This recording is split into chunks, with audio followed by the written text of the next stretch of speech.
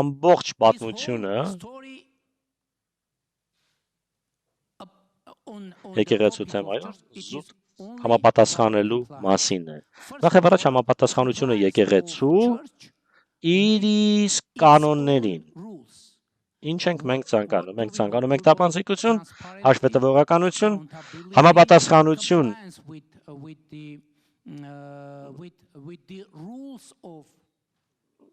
Այսինքն առաքելական եկեղեցու կանոններին, ի նկատի ունեմ համապատասխանությունը եկեղեցականների, հոգևորականների եւ այլն, քանի որ չհամապատասխանելու իրավիճակը հոգևորականներին դարձնում է ավելի խոցելի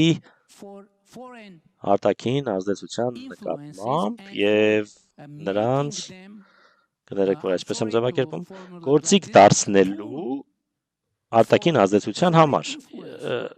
Մենք ընդամենը ուզում ենք համապատասխանություն լինի։ Ընդհանրապես եկեղեցու եւ հոգևորականների,